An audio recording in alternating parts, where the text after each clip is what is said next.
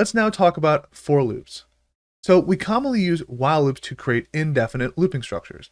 This means that the value of the loop control variable is not altered by counting, but instead it's altered by user input. The loop is indefinite because we're unsure how many times the code in the loop body will actually run, meaning how many iterations will occur based on the user's actions and the conditions. Looking back at our previous example where we used try catch, it's not defined how many times a user may actually enter an invalid number, meaning an invalid input. Therefore, the loop will continue indefinitely until the user provides a valid input. A definite loop, on the other hand, also referred to as a counted loop structure, is a loop for which the number of iterations is predetermined. For instance, in our first loop example, we initialized our number counter variable to 1, increased the value of number by 1 during each iteration, and we also configured our loop to run while number was less than 5. Now, knowing those preset values before our code was actually executed, we knew the body of our loop would run a total of 4 times.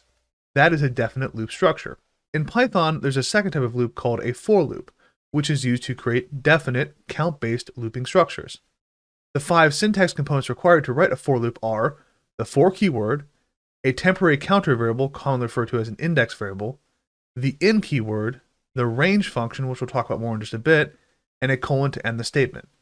Let's now rewrite our original loop that printed the word hello 4 times using a for loop.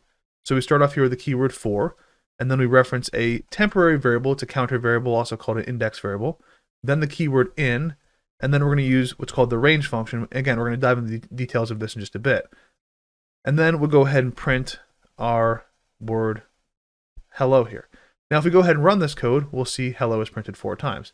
You'll notice here that we achieved the same results from our original while loop in far fewer lines of code in a much simpler structure. This is why for loops are the preferred approach in Python for writing count-based loops. The range function here returns a sequence of numbers within a specified range, starting from 0 by default, and then in increments of 1 by default up to a specified stop value. The syntax for the range function includes 3 parameters: start, stop, and the step value, as you can see here. The start value is optional, and it's an integer that specifies which position to start counting at.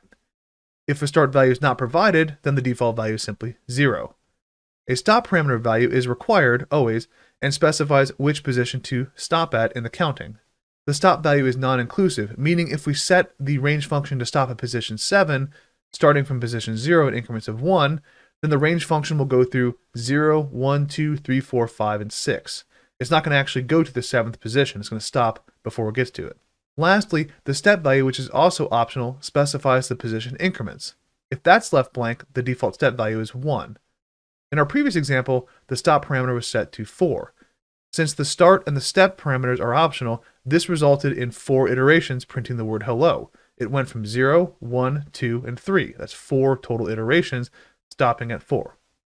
Now, if we want to go ahead and print this hello 6 times, we could specify different values. So for example, let's say that we wanted to play around with this a little bit. So let's go ahead and use some different values. We could say, well, for number in range, and let's start here. Let's just kind of get wacky with it. Let's start at 10, and we're going to say we're going to stop at 4, and we're actually going to count down. So we can set a step value of -1. So this is something that you can easily do.